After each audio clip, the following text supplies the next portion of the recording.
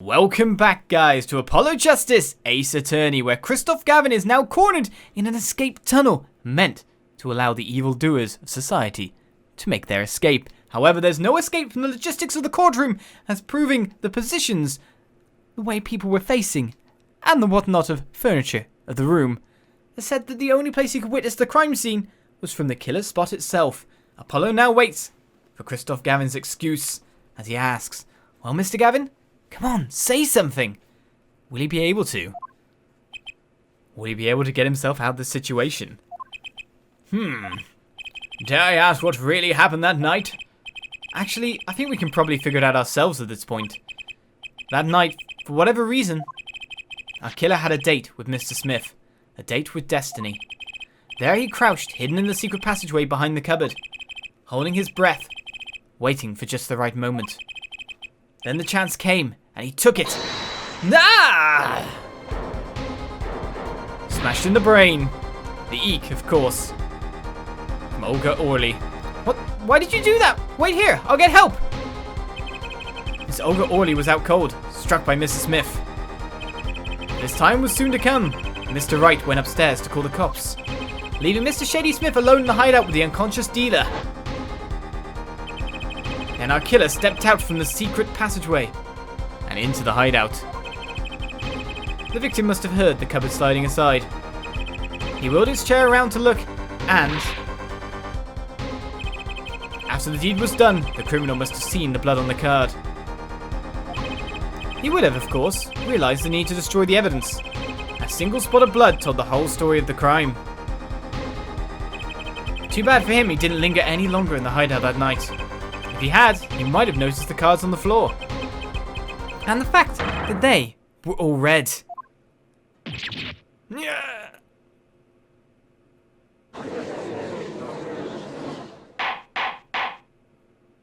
So now we kind of figure out what's going on with the red and blue card thing. Well, it seems this trial has taken yet another turn. I'm truly sorry I had to see this day come, Mr. Gavin. Mr. Gavin? Mr. Payne! Yak! Yes, Your Honor? The prosecution will continue its investigation. As for Mr. Phoenix Wright, the defendant, is hereby cleared of all suspicion. Believe me when I say that I don't believe this is happening, Mr. Gavin. But I'm afraid circumstances call for me to issue a warrant for your arrest immediately.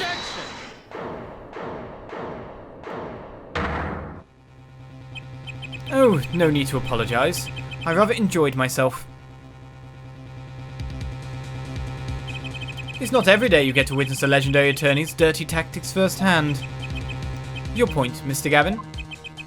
Frankly, Your Honor, I'm shocked that a person of your caliber would be taken in by such a low-grade parlor trick. Excuse me?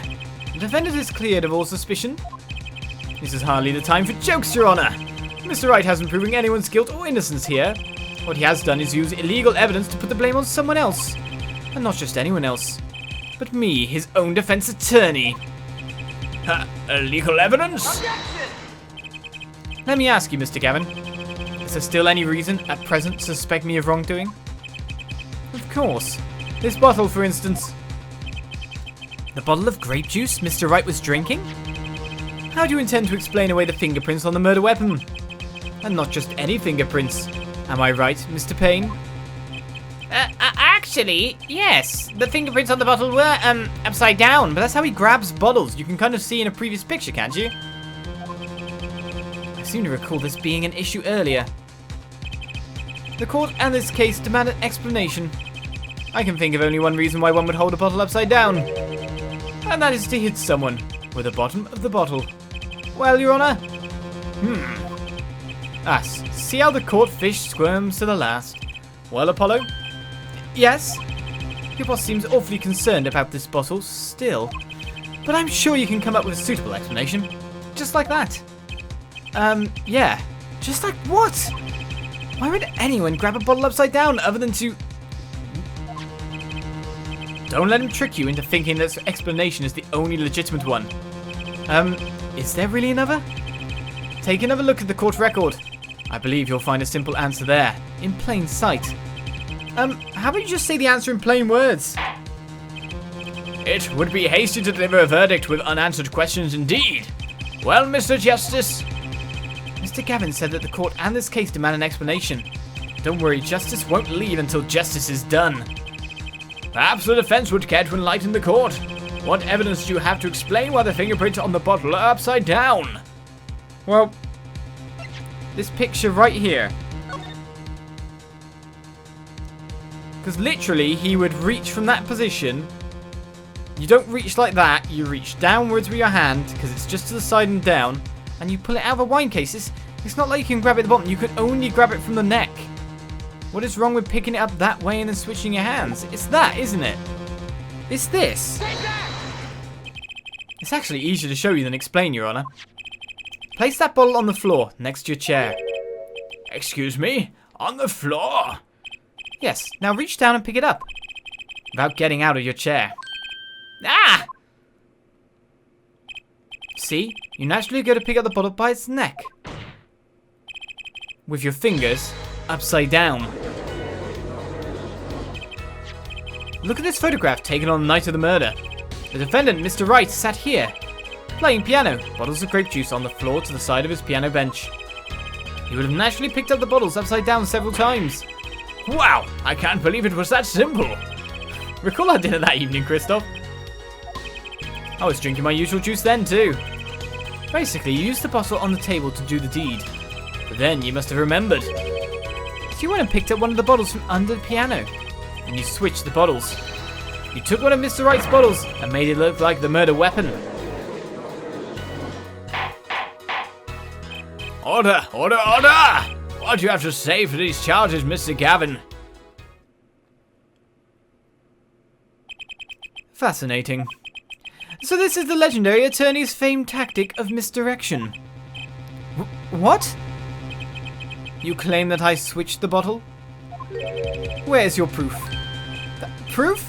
Well, that's, as I thought, more baseless conjecture. I'm afraid your bottle of proof is quite empty. Objection! I wouldn't be so sure about that. Your Honor, when you initiated the investigation of the hideout earlier, do you recall I requested an additional investigation? Ah, yes! I have your memo about that here. Retrieve the bottles from under the piano at the Borscht Bowl Club. And here's one of the bottles in question.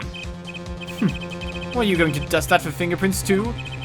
I would be surprised if anywhere on that but his. Mr. Gavin probably wouldn't have made such a novice mistake, true. That bottle won't bear a trace of anything. Say, Apollo. Yes? Why don't you go ahead and examine that bottle? But why? Just humour me.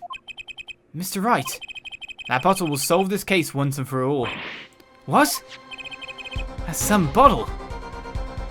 Is it because it has something in it that was missing prior?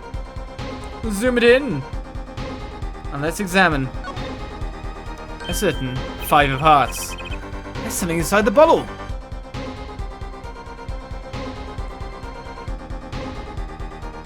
How'd you get it out? What's this? That card. It can't be. Recall that unpleasant woman's testimony for a moment. Miss Olga O'Reilly? Yes, a little swindling Devochka. That night, I planted the card like I was supposed to. And Wright lost the last hand, just like he was supposed to. And Smith searched him. But the planted card was gone. The trap failed. Wait, this isn't... You're telling me that this is the planted card you disposed of? The one you mentioned in this piece of testimony? I happened to put my hand in my pocket and found a card.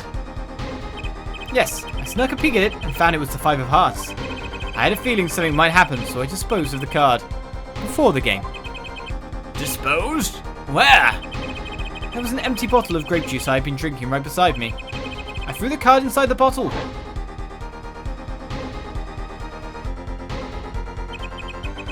The 5 of hearts. This is the card. The bottles were swapped. And the only one who could have done that was the 4th person in the club that night. You, Mr. Kristoph Gavin.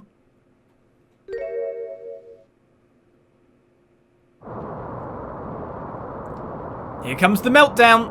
Oh, he's levitating. That's been left there all that time. Interesting.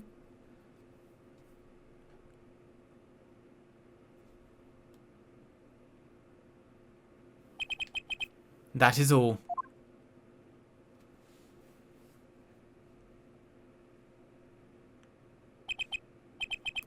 Is this your ideal revenge, Phoenix Wright? Revenge? Revenge for the events that took away your attorney's badge 7 years ago? My past is like my logic, straight and true. Nothing's changed. All I did was point the finger at justice in the proper direction. Fine. I'm glad we could have this little tete-a-tete. Right. This is insane! What about me? Don't I get to prosecute anyone?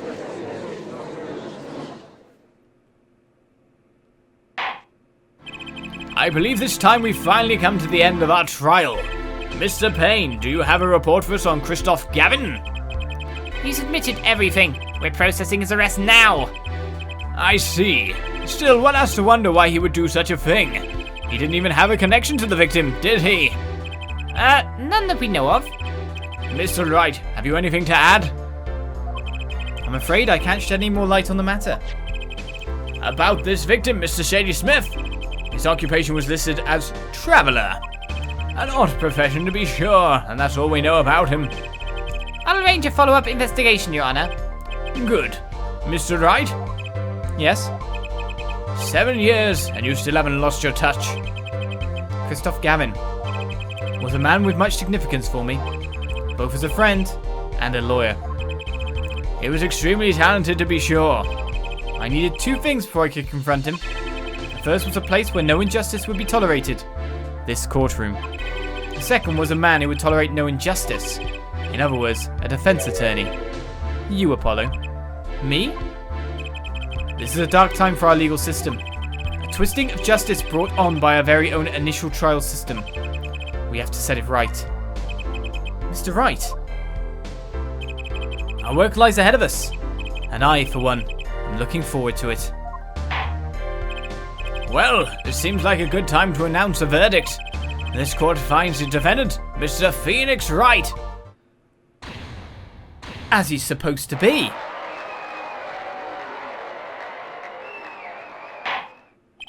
Court is adjourned.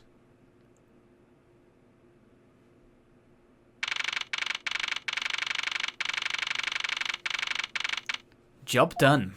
Though now I've kind of lost my job because I convicted my boss. Oops. Thanks, Apollo. You came through, just like I thought you would. I'm pretty sure I didn't do a thing in there. It was you who cornered Mr. Gav, the killer. I couldn't have done it by myself. You sensed it too, today, didn't you? Your ability? Ability? Yes, a sensitivity I lack. You'll come to understand it soon enough. Wait, I wonder if he means... Well, if your eyes go crazy red and stuff like that, I think you can guess that what he means by ability. Come on. You're having a literal psych out, freak out moment. I have one question for the witness then. You say you saw the moment the defendant hit the victim. Is this true? Of course it's true. What's this weird vibe I'm getting? What was that, Mr. Wright, and how do you know? You'll have to find the answer to that question yourself. The answer? Right. Today was full of questions without answers, most of them about Mr. Gavin. What possible reason could he have had to commit murder? Perhaps you'll learn that in the days to come. Huh? Wait, you don't know, do you? This locket is the key. Huh? Well, that reminds me. I met the girl whose picture is in your locket.